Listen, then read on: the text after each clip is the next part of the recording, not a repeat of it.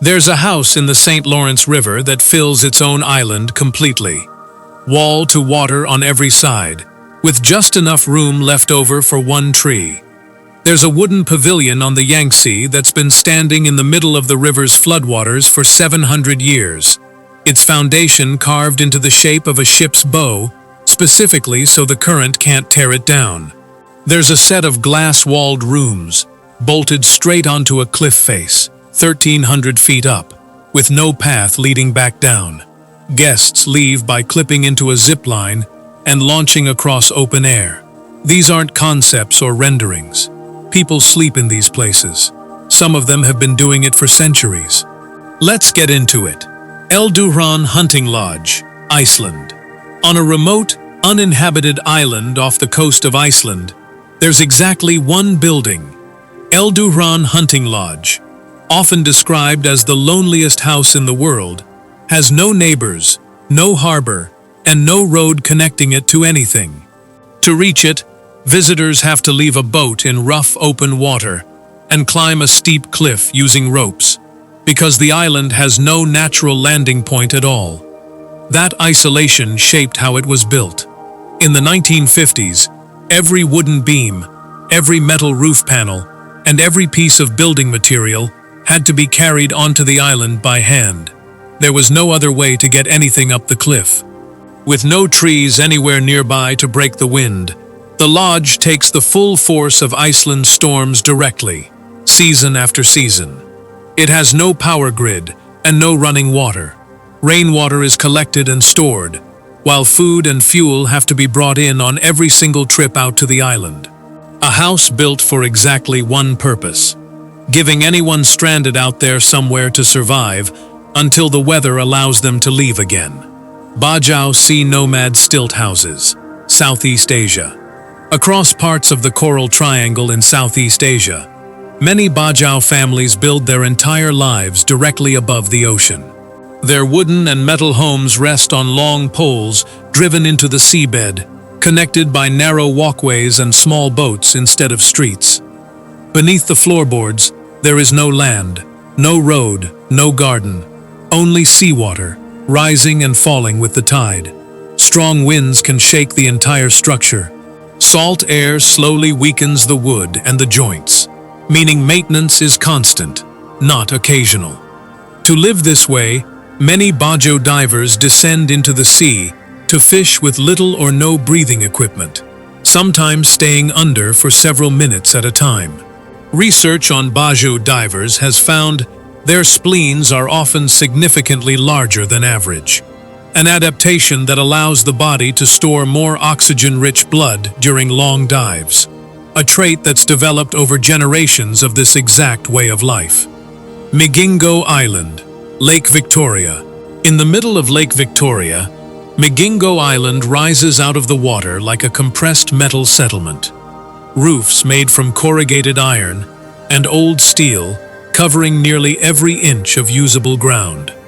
The entire island covers roughly 21,500 square feet, about half the size of a soccer field.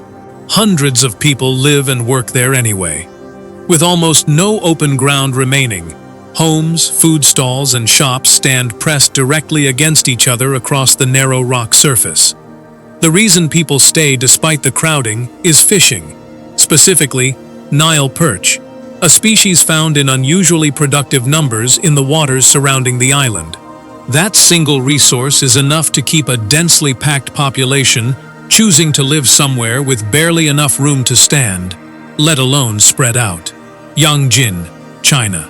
Along the Wujiang River in southwestern China, the town of Yong Jin occupies one of the thinnest strips of buildable land used by any city in the world, wedged directly between two steep cliff walls.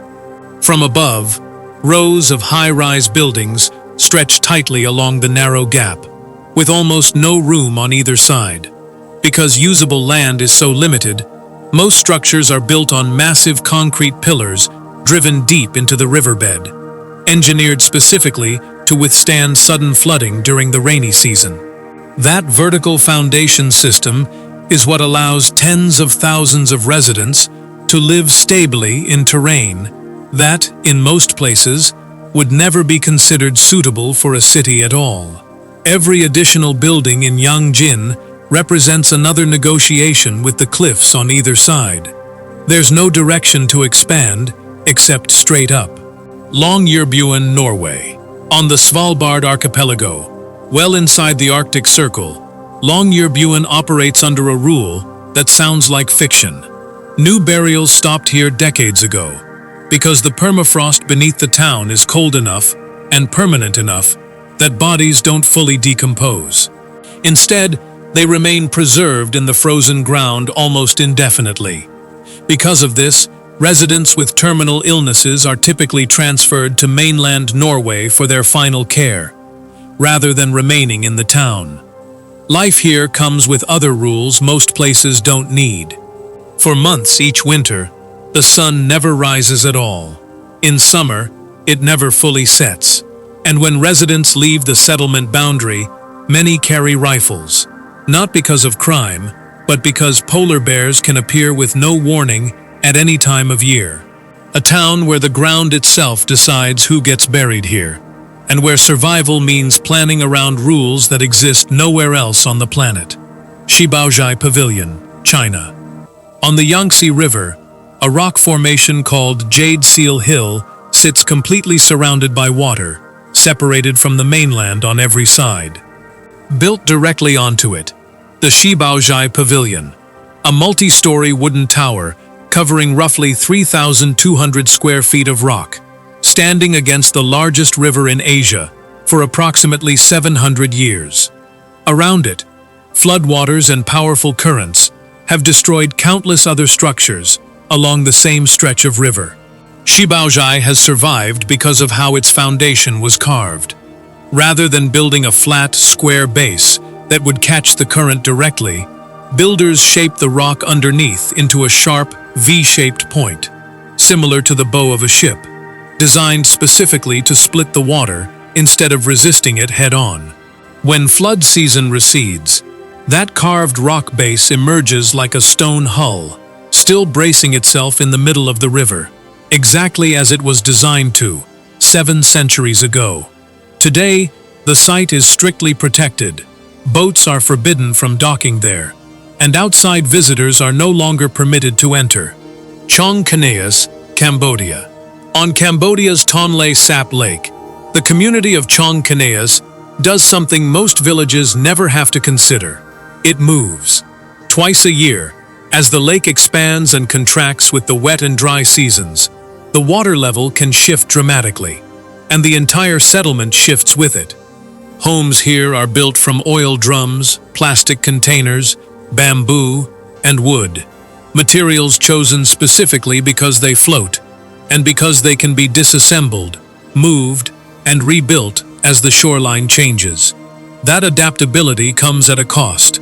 Waste treatment and clean water systems are extremely limited, and many families rely on the same water surrounding their homes for most of their daily needs. For the people who live this way, it isn't a temporary arrangement. It's simply how life works on a lake that refuses to stay the same size for more than 6 months at a time. Sky Lodge Adventure Suites. More than 1,300 feet above a valley floor, a set of accommodation pods known as Sky Lodge hangs directly off the face of a cliff, anchored in with no walkway, no foundation, and no ground-level entrance of any kind. From a distance, the rooms look like glass nests, clinging to the rock. To reach one, visitors climb for nearly 2 continuous hours, using the iron rungs of a via ferrata route fixed permanently into the cliff face.